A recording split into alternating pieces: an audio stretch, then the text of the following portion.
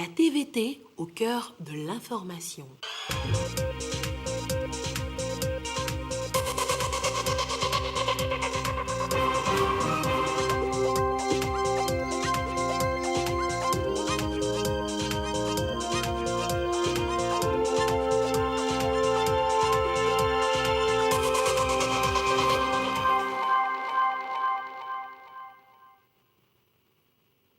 Mesdames, Messieurs, bonsoir et bienvenue dans cette édition essentiellement consacrée à l'actualité nationale. Au sommaire donc, nous serons dans cette édition à Gotimé pour découvrir les nouvelles techniques et pratiques de l'agroécologie enseignées aux producteurs agricoles sur place. L'essentiel de la nouvelle pratique dans un instant avec Silver Abdou. Au sommaire également, nous allons vous proposer les images du jour de la campagne de vaccination anti-Covid-19 dans le Grand Lomé. On retiendra surtout l'adhésion massive des populations. De l'art en fin d'édition avec les échos de ce salon où les perles sont au sommet, un retour aux sources pour valoriser la tradition togolaise. Voilà pour le sommaire, bienvenue aux 20h. Direction le palais de la présidence où le conseil des ministres est réuni ce matin sous la conduite du chef de l'État Faure Essozimna Gnassingbé. Le conseil a examiné 2 projets de décret et écouté 3 communications. Le compte-rendu de la séance avec le ministre professeur Akodayo Adam de la communication et des médias porte-parole du gouvernement. Communiqué du conseil des ministres du 29 avril 2021. Le Conseil des ministres s'est réuni ce jour sous la présidence de son Excellence M. Faure Essozimna Gnassingbé, président de la République. Le Conseil des ministres a examiné 2 projets de décret et écouté 3 communications. Au titre des projets de décret, le Conseil a examiné en première lecture un projet de décret portant réglementation de la caution, de la garantie de loyer et du bail d'habitation. L'objet du projet de décret est de plafonner la caution et la garantie de loyer et de fixer les procédures relatives au bail d'habitation. Face aux difficultés d'accès au logement liées notamment à la faiblesse de l'offre de logement qui entraîne des spéculations, il est apparu nécessaire de mieux encadrer ce secteur. Le Conseil a instruit pour la poursuite des analyses et consultations afin de finaliser des propositions pertinentes permettant de faciliter l'accès de nos compatriotes et notamment les plus vulnérables au logement. Le Conseil a adopté un second projet de décret fixant les modalités d'application de la loi numéro 2021-005 du 1er avril 2021 relative au casier judiciaire national automatisé. Ce projet de décret vise à rendre effectif le nouveau mode de gestion automatisé du casier judiciaire. Pour rappel, ce projet permet que la demande et l'obtention du bulletin de casier judiciaire soient totalement dématérialisées. Tout requérant pourra alors, en se connectant via un ordinateur ou un smartphone, soumettre en ligne la demande, le paiement et le traitement des casiers judiciaires. Au titre des communications, le Conseil a écouté une première communication relative à la stratégie nationale de mise en œuvre de la zone de libre-échange continentale africaine, ZLECAf, présentée par le ministre du Commerce, de l'Industrie et de la Consommation locale. Afin de mieux préparer la mise en œuvre de cet accord de libre-échange, le Togo s'est doté d'une stratégie nationale visant à promouvoir les exportations togolaises vers le marché africain. Plus spécifiquement, il s'agit d'identifier les opportunités commerciales et d'industrialisation, les contraintes et les mesures nécessaires pour tirer pleinement parti des marchés nationaux, régionaux et mondiaux dans le contexte de la ZLECAf. Le Conseil a écouté une seconde communication relative à la redynamisation des services de la Direction générale de la météorologie nationale, présentée par le ministre des Transports routiers, aériens et ferroviaires. Cette communication vise à faire le point sur les défis auxquels doit faire face le service de la météo. Le Conseil des ministres, tenant compte du caractère stratégique de la météo, qui fournit des informations notamment pour la protection civile, l'agriculture, le transport aérien, la surveillance maritime, a autorisé la poursuite de la réflexion pour la redynamisation des services météo et la transformation à moyen terme de cette direction en Agence nationale de la météo. Le Conseil a écouté une dernière communication relative aux organismes et programmes spécifiques de sécurité, de sûreté et de régularité de la navigation aérienne, présentée par le ministre des Transports routiers, aériens et ferroviaires. Cette communication vise à édifier le Conseil sur la nécessité de compléter le dispositif réglementaire relatif à la sécurité, la sûreté et la régularité de la navigation aérienne. Le dispositif permettra de renforcer le positionnement de notre pays en tant que hub logistique, conformément aux ambitions de la feuille de route quinquennale. Au titre des divers, constatant le bon déroulement du défilé militaire du 27 avril 2021, le Conseil a adressé ses chaleureuses félicitations à l'ensemble des organisateurs et en particulier aux troupes défilantes. Il a salué la performance des chuteurs et en particulier celle du soldat de 2e classe Kondi Nibéri-Julienne, première chuteuse opérationnelle du Togo, qui symbolise la politique de promotion du genre dans tous les secteurs de la vie de notre pays. Par ailleurs, le Conseil a déploré les incidents techniques qui ont perturbé la retransmission en direct du défilé par la TVT. Suite au compte-rendu du ministre en charge de la communication, le Conseil a instruit pour que des mesures vigoureuses soient prises pour éviter que ce genre de dysfonctionnement ne se reproduise.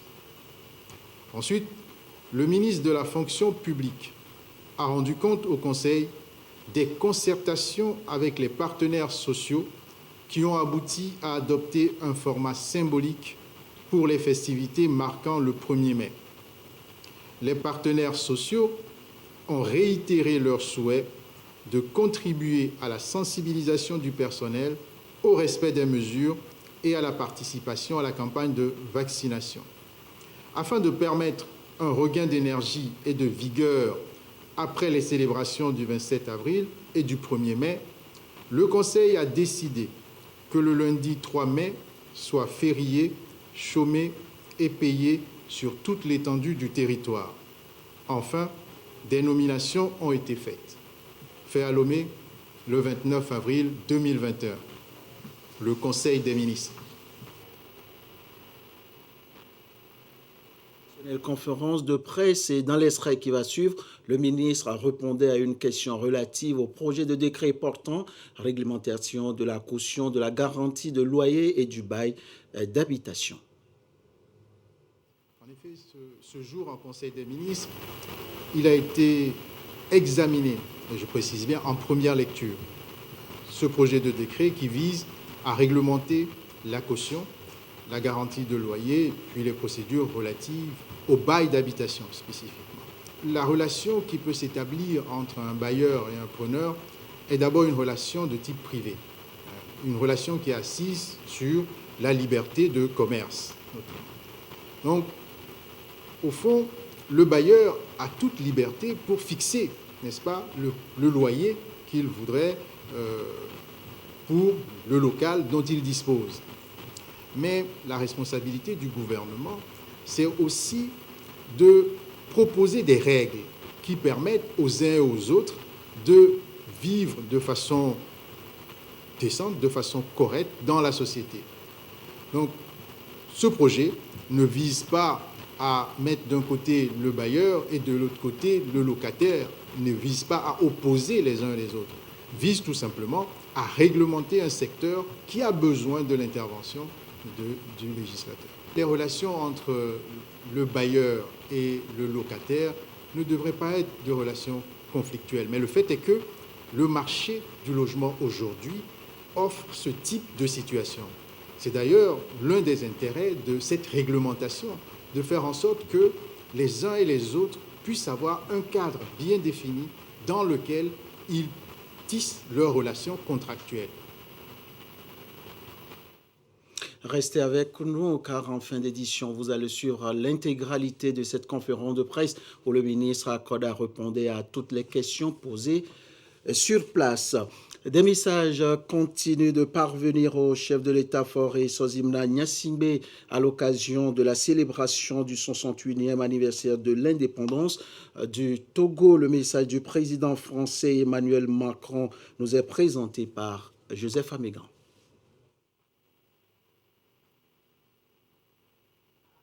Monsieur le Président, à l'occasion de la fête nationale de la République togolaise, je suis heureux de vous adresser à mon nom et au nom du peuple français mes chaleureuses félicitations qui vont également à l'ensemble des citoyens togolais. Vous connaissez l'importance que la France attache à l'approfondissement de sa relation avec votre pays. J'ai été heureux de vous recevoir à l'Élysée pour marquer notre volonté de relancer le dialogue au plus haut niveau et de rehausser notre partenariat. La France est prête à accompagner votre stratégie pour une croissance économique inclusive à travers la modernisation de l'État et la réforme de la décentralisation, la structuration de la filière économique ou encore la transformation numérique. Les tests signés lors de votre dernière visite attestent de cette ambition. Je me réjouis également que le Togo soit l'un des 3 pays pilotes du dispositif Talents en commun qui permettra de mettre en valeur le rôle des diasporas dans les relations entre nos pays. Sur le plan régional, nos échanges ainsi que l'organisation à Lomé du groupe de suivi et de soutien à la transition au Mali ont permis de marquer nos objectifs communs en faveur de la stabilisation du Sahel et de l'endiguement du risque de contagion de la menace djihadiste vers le golfe de Guinée. Enfin, je suis heureux que le Togo ait été parmi les premiers bénéficiaires d'une livraison de vaccins dans le cadre du dispositif COVAX. La France s'est pleinement mobilisée pour la mise en place de cette initiative. Au-delà de l'impact sanitaire de la crise de la COVID-19, il est impératif que nous trouvions ensemble une réponse à ses conséquences économiques. Dans cette perspective, j'espère pouvoir compter sur votre participation au sommet sur le financement des économies africaines qui aura lieu à Paris le 18 mai prochain. En vous renouvelant tous mes vœux de succès, je vous prie de croire, Monsieur le Président, à l'assurance de ma très haute considération. C'est signé Emmanuel Macron, le président de la République française. Vous venez là d'écouter à l'instant même le message de félicitations du président français Emmanuel Macron à son homologue togolais Faure Sozimna Gnassingbé. La suite de cette édition avec cette session des producteurs agricoles d'Agotime dans l'Agou sur les nouvelles techniques et pratiques de l'agroécologie, une formation pratique axée sur l'aménagement des sols, l'agroforesterie, entre autres. Le compte-rendu de la session avec Sylvain Abdou. Les mauvaises pratiques en matière agricole exposent aujourd'hui les producteurs à des difficultés parmi lesquelles la baisse de la fertilité des sols due à l'effet de l'agriculture chimique. Outre ces facteurs, les feux de brousse incontrôlés et la déforestation qui également constituent des effets néfastes aux problèmes environnementaux. Face à ces difficultés qu'éprouvent les producteurs, beaucoup optent aujourd'hui à l'agroécologie. C'est ce qui justement est au cœur de cette formation pratique ici à Agotime Henonui dans l'Agou. Une formation pratique pour initier les communautés à cette nouvelle technique destinée à apporter une solution durable aux problèmes de fertilité des sols dans les localités. Si on ne change pas les techniques culturelles actuellement, le problème va toujours demeurer. Or, nous savons qu'avec l'agroécologie, nous pouvons résoudre, en tout cas partiellement, cette problématique aujourd'hui. À terme, une ferme agroécologique va être réalisée ici à Agotime sur une superficie de 3 hectares avec diverses spéculations. Une manière de suivre les communautés par rapport à cette pratique qui va leur permettre de renforcer leurs capacités de production en élevage, agriculture, agroforesterie et bien d'autres visant à assurer leur propre développement. Et déjà, un site est en exploitation pour la production d'ananas. À part cette production d'ananas, nous allons également commencer l'unité maraîchère juste à côté avec des installations possibles parce que nous avons eu à mettre avec Pelle du Monde. Ils ont réussi à avoir un forage pour la communauté pour servir d'eau potable et en même temps servir d'eau pour le maraîchage. Et comme la surface est un peu grande parce que nous sommes sur 3 hectares, il y a également 1 hectare qui est affecté pour la production hivernale pour pouvoir produire du soja, tout comme le maïs. L'idée est née du projet Coup de pouce aux animateurs agroécologistes, un projet de l'association Perle du Monde qui œuvre pour la promotion et le développement des communautés à la base. Et pour cette année 2021, par exemple, beaucoup d'initiatives sont en vue. L'objectif de 2021, ça va être la construction donc, de l'école primaire, de l'école maternelle communautaire, c'est-à-dire que nous avons le groupement des retraités de l'enseignement qui se trouve en Europe, qui viendra former les mamans pour tout ce qui est santé, les jeux d'éveil, de façon à ce que les petits-enfants prennent rapidement le goût à l'école.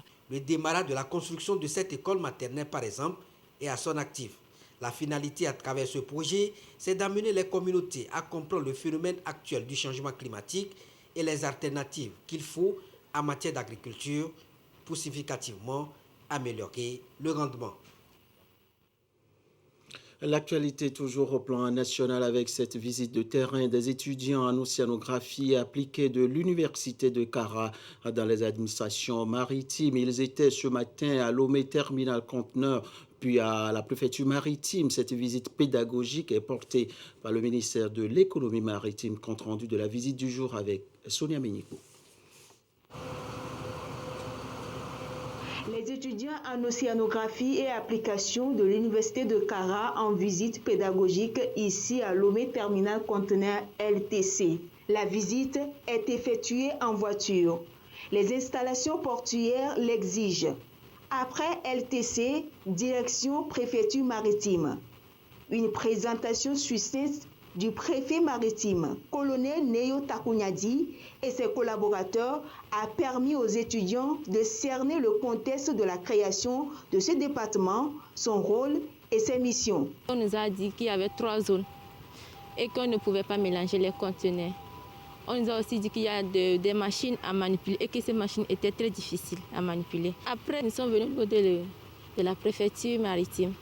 Et là, le préfet nous a expliqué en gros comment se fait les opérations en mer.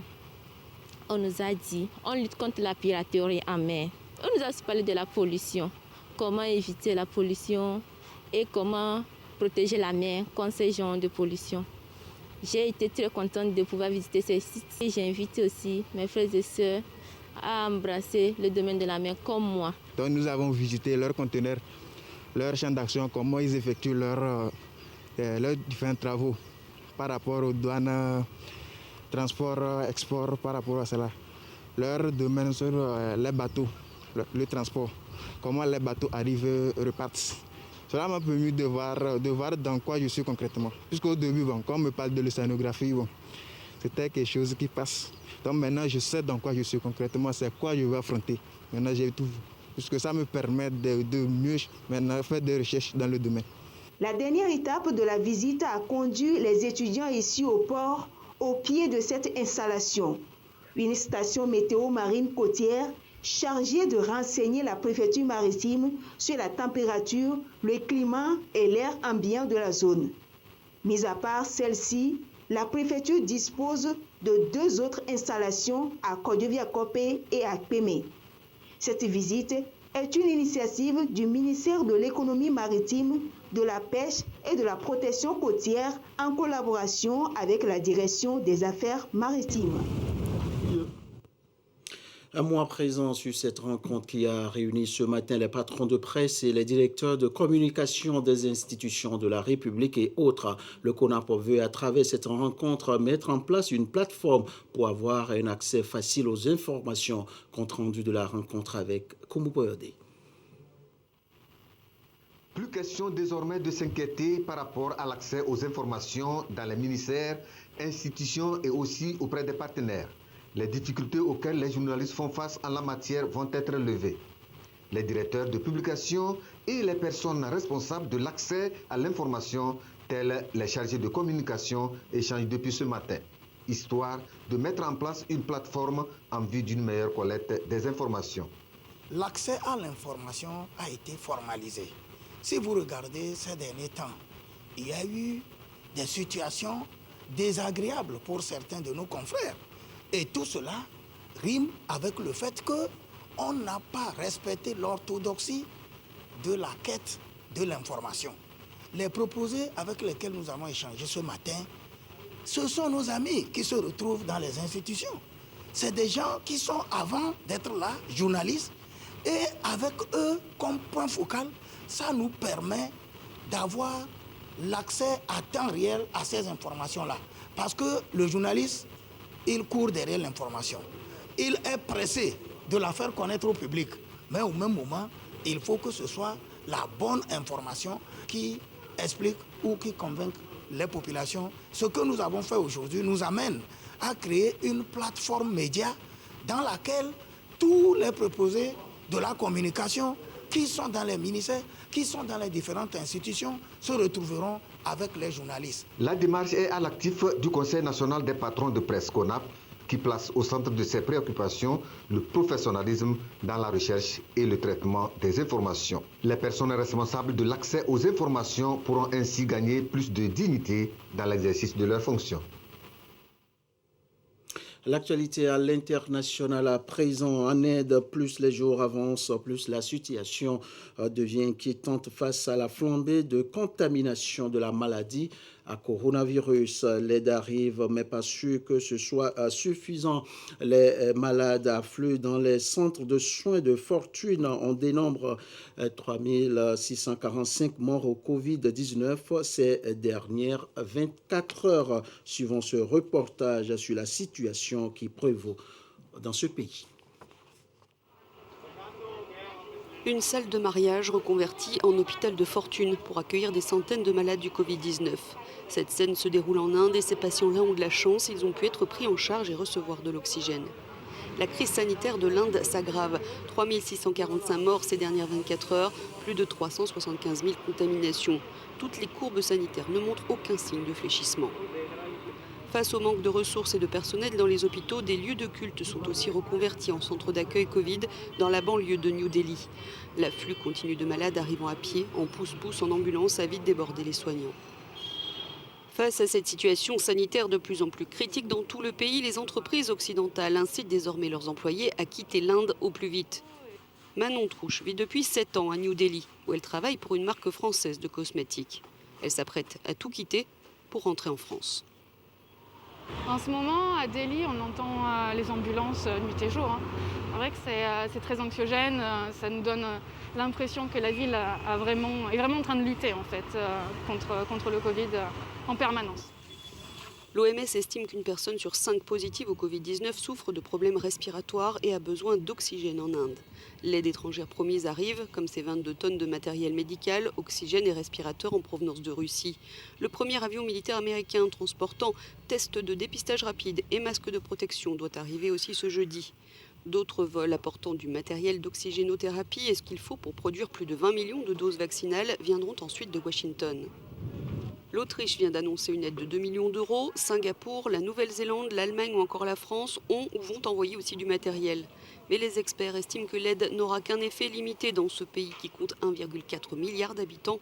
Le seuil des 200 000 morts a été dépassé cette semaine. Retour au Togo, et je vous l'annonçais déjà en début de cette édition, les images du jour de la campagne de vaccination anti-Covid-19 dans le Grand Lomé, visiblement, et vous verrez le même constat avec nous, l'adhésion des populations est toujours forte, compte rendu de l'opération dans certains centres visités avec Marie-Thérèse Nabédé, Ulrich Amega. Commentaire, Sonia Ménico. Au milieu de l'enceinte du district sanitaire de Kakabeli, un kakémono bien visible et qui appelle à se faire vacciner. Non loin de là, des citoyens qui avancent assurément pour recevoir leur dose de vaccin. Après des temps de doute, cette dame d'une 50aine d'années s'est enfin décidée. J'ai décidé de ne plus faire avec les mensonges des réseaux sociaux. C'est ainsi que nous pourrions tous nous sentir mieux.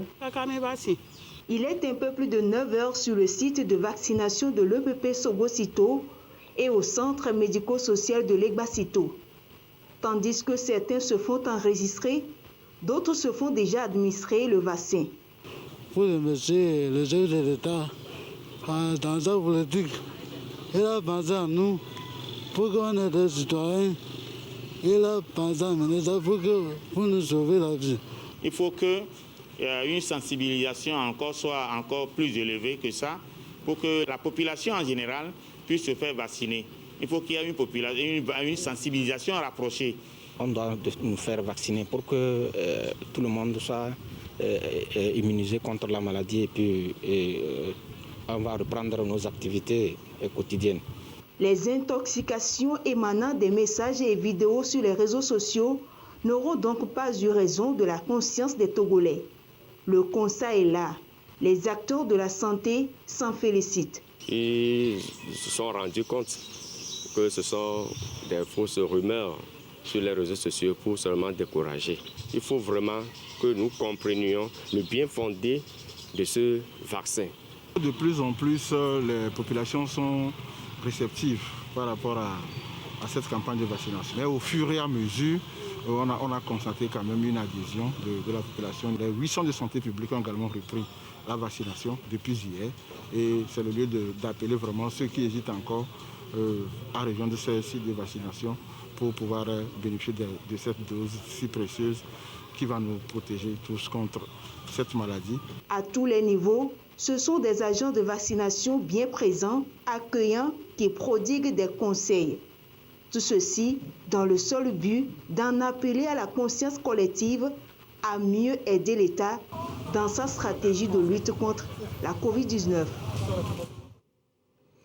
La communauté chinoise au Togo adhère aussi à cette vaste campagne de vaccination lancée par le gouvernement. Ce matin, ils étaient nombreux à prendre la première dose de Sinovac. Compte rendu Robert Potogbe, commentaire de Douari. Une semaine après la réception, le vaccin chinois Sinovac est administré déjà au Togo. Et le top départ de cette opération de vaccination est donné par la communauté chinoise vivant au Togo. Près de 500 ressortissants chinois se sont rendus dans les locaux de la Commission électorale nationale indépendante pour recevoir leur première injection. La santé de ses clients, pour la sécurité de ses clients et pour ses environs, il faut se faire vacciner, se protéger et c'est aussi pour protéger les autres.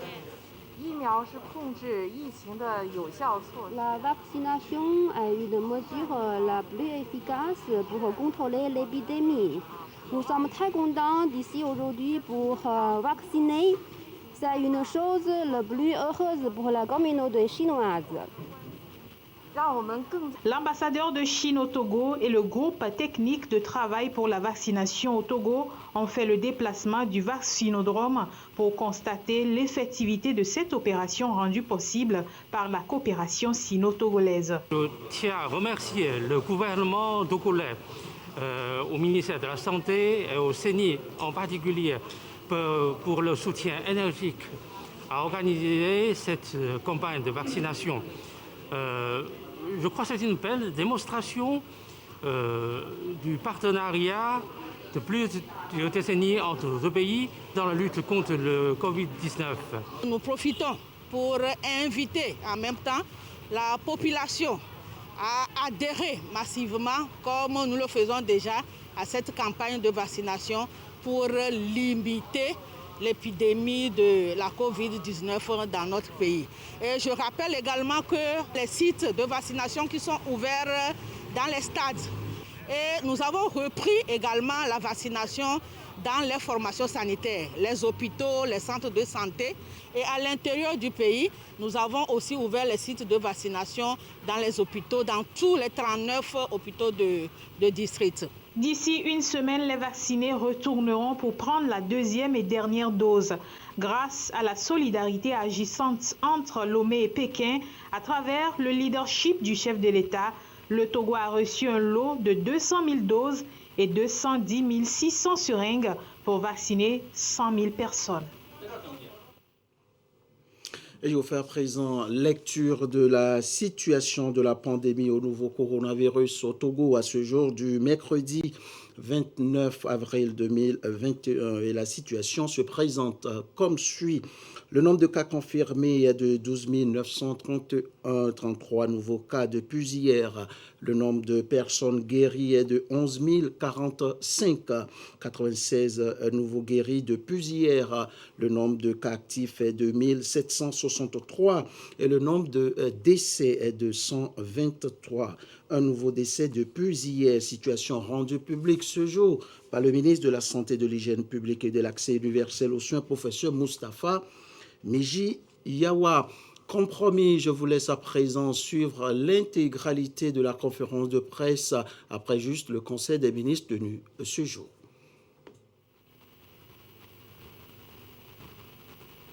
Bonjour Monsieur le ministre. Aujourd'hui, en Conseil des ministres, le gouvernement a examiné en première lecture un projet de décret portant en réglementation de la caution et de la garantie de loyer et du bail d'habitation. Et je voudrais savoir par rapport à ce projet de décret, comment le gouvernement pourrait arriver à imposer aux propriétaires les nouvelles dispositions, les nouvelles mesures qui seront prises.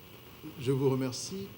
En effet, ce jour en Conseil des ministres, il a été examiné, et je précise bien, en première lecture, ce projet de décret qui vise à réglementer la caution, la garantie de loyer, et puis les procédures relatives au bail d'habitation spécifiquement. Vous savez, la relation qui peut s'établir entre un bailleur et un preneur est d'abord une relation de type privé, une relation qui est assise sur la liberté de commerce. Donc, au fond, le bailleur a toute liberté pour fixer, n'est-ce pas, le loyer qu'il voudrait pour le local dont il dispose. Mais la responsabilité du gouvernement, c'est aussi de proposer des règles qui permettent aux uns et aux autres de vivre de façon décente, de façon correcte dans la société. Donc, ce projet ne vise pas à mettre d'un côté le bailleur et de l'autre côté le locataire, ne vise pas à opposer les uns les autres, vise tout simplement à réglementer un secteur qui a besoin de l'intervention du législateur. Bonjour, Monsieur le ministre. Bonjour. En complément à la question de mon confrère, je voudrais tout simplement demander si un propriétaire refuse d'obtempérer, de respecter ce qui a été mis dans la réglementation, est-ce que le locataire peut aller se plaindre à la justice? Alors aujourd'hui, je me répète peut-être, nous sommes au stade des discussions relativement à ce texte. Et des pistes de réflexion sont ouvertes, des consultations se poursuivent. Le texte n'est pas encore finalisé, mais dans la logique des choses, à partir du moment où le gouvernement prend un texte pour organiser un secteur, il est logique, il est évident que les règles de citoyenneté nous obligent à déférer aux exigences des textes pris. Donc, dès lors que le texte sera pris, son effectivité sera assurée par les dispositifs adéquats. Donc, s'il s'avérait, cas d'école, que l'un comme l'autre, c'est-à-dire le bailleur ou le locataire, venait à ne pas respecter les dispositions de ce texte, il est évident que les voies judiciaires, la voie amiable d'abord, et puis les voies judiciaires pourraient être ouvertes pour régler ce différend. Moi, c'est Hugues Atiko, de la radio Taxi FM. Alors, on sait que les rapports souvent entre les propriétaires et les locataires sont des rapports souvent conflictuels. Est-ce qu'il n'est pas aussi bien que le gouvernement puisse penser à mettre véritablement en place des logements sociaux qui pourraient soulager un peu aussi les demandeurs.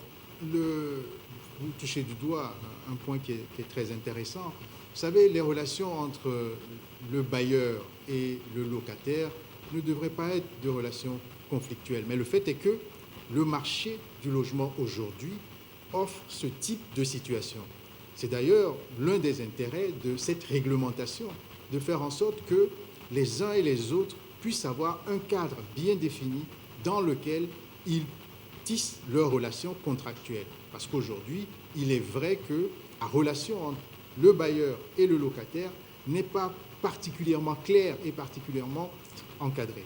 Mais au fond, vous soulevez là également un élément qui est une priorité pour le gouvernement. Dans la feuille de route 2020-2025, il a été identifié cette problématique de logements sociaux et le gouvernement s'est engagé sur la durée à mettre en place 20 000 logements sur toute l'étendue du territoire.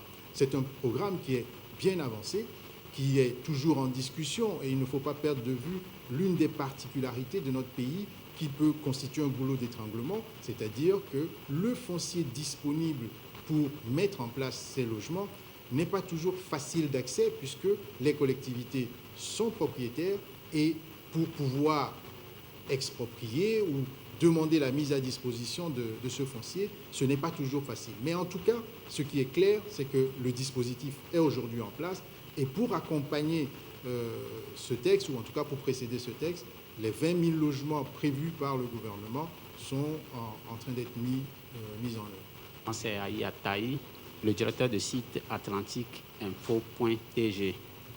Aujourd'hui, en Conseil des ministres, le gouvernement a écouté une seconde communication relative à la redynamisation des services de la Direction générale de la météorologie nationale. Est-ce que cette redynamisation va tenir compte de ces manquements? Merci. Le service de la météo dans notre pays propose une palette de services très large.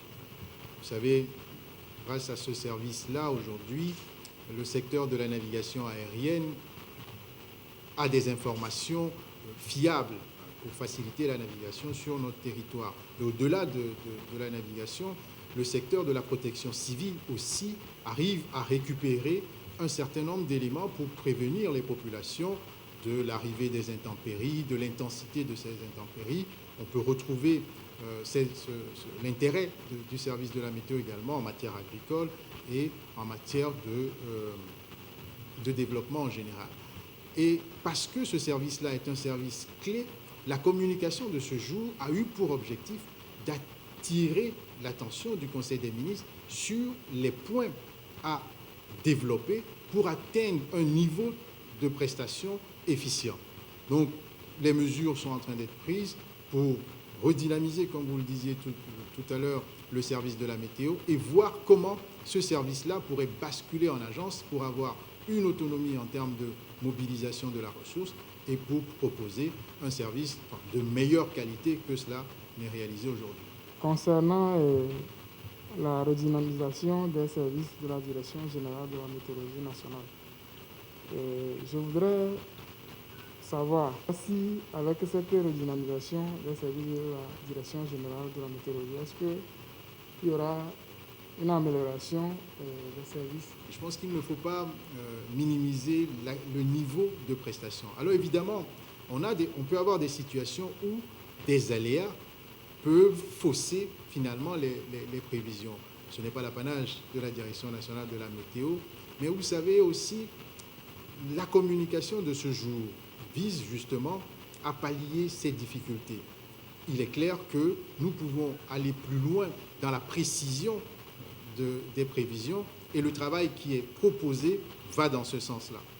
Le Conseil a écouté une première communication relative à la stratégie nationale de mise en œuvre de la zone de libre-échange continentale africaine. Comment est-ce que cette procédure-là, cette stratégie pourra contribuer à augmenter nos revenus? Merci. Vous savez, la ZLECAf a un objectif et son objectif premier, c'est d'abord d'améliorer la compétitivité des économies africaines, des États parties de la ZLECAf, par l'exploitation à grande échelle et puis également par l'accès au marché. Au fond, le premier élément décisif, c'est de faciliter l'accès au marché. Lorsqu'on analyse aujourd'hui l'existant, ce que l'on constate, c'est que en tant que pays africain, nous commerçons plus avec l'Occident qu'entre nous. Autrement dit, pour un produit que je peux acheter au Ghana, il y en a pas mal qui préfèrent aller l'acheter en Europe. La distance, toutes les difficultés liées à cette importation. Bon. Avec la ZLECAf, les intérêts que l'on a, c'est d'abord de promouvoir les exportations togolaises, par exemple, vers le marché africain, donc un circuit plus court et forcément plus rentable, et aussi identifier des opportunités commerciales et industrielles majeures. Ce que la stratégie que nous nous proposons de mettre en place va apporter au Togo, c'est par exemple de permettre l'amélioration et la compétitivité de nos produits d'exportation. Une fois que les règles en matière de tarifs douaniers seront fixées, c'est vrai, il y a une ouverture vers nous, mais nous aussi, nous avons une ouverture vers les autres. Plus nous vendons, plus nous faisons des bénéfices, évidemment. Il y aura une plus-value de ce point de vue, mais plus loin, la stratégie vise également à renforcer les capacités d'initiative en matière d'exportation, parce que si nous n'exportons pas beaucoup, nous ne générerons pas de devises en quantité et nous ne pourrons pas produire beaucoup plus de plus-value. La stratégie ne se concentre pas exclusivement sur l'export, elle fait en sorte que nous développions d'abord nos propres capacités en termes de production, parce que la ZLECAf nous permet d'aller dans ce sens-là, que nous améliorons les cadres juridiques et institutionnels, nous intégrions plus d'informels, donc il y a un développement endogène qui va se réaliser, et c'est à la suite de ce développement-là que l'export sera visé, et mécaniquement, je crois que les plus-values devraient être générées. Aujourd'hui, on parle de la digitalisation du casier judiciaire. Je voudrais savoir, par le passé, la durée de vie du casier judiciaire, c'est 3 mois. Que va-t-il se passer par rapport à la durée de vie du casier judiciaire? Alors, sur la durée de vie, dans l'absolu, la durée de vie ne changera pas. Ce qui change, c'est la facilitation dans l'obtention du casier judiciaire.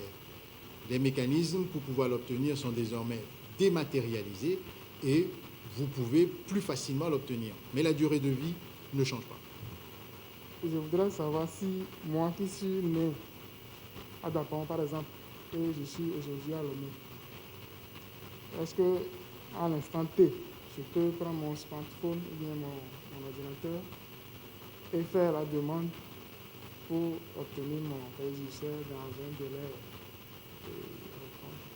À l'instant T, effectivement, vous pouvez prendre votre smartphone et commander le casier judiciaire, mais vous ne l'aurez pas. Pourquoi? Parce qu'aujourd'hui, l'architecture numérique est en place. Le travail qui est en train d'être fait est celui de la migration des données. Ce n'est pas encore terminé. Et par ailleurs, les textes d'application viennent d'être pris. Il faut que cette architecture normative soit complétée pour que vous puissiez commander et recevoir votre casier judiciaire par Internet. Mais je peux vous assurer que les délais seront particulièrement courts. Le Conseil a écouté également une dernière communication relative aux organismes et programmes spécifiques de sécurité, de sûreté et de régularité de la navigation aérienne. Dans la pratique, je voudrais savoir, Monsieur le ministre, quels seront les atouts de cette communication, surtout sur le plan de la navigation aérienne? Cette communication est d'abord le fruit, finalement, d'une réflexion. La réflexion selon laquelle nous venons effectivement d'être expertisés et il y a eu un résultat en termes de certification. La conclusion que l'on peut en tirer, c'est que notre pays est particulièrement bien coté en termes de sécurité de la navigation. Mais justement parce que notre pays est bien coté, il nous faut continuer à travailler pour maintenir et aller plus loin dans notre niveau de sécurisation. Donc cette communication avait pour objectif de faire le tour des textes applicables au domaine de la sécurité et de la sûreté et de voir dans quelle mesure nous pourrions améliorer encore plus l'existant et continuer à occuper des classements intéressants dans les rankings internationaux.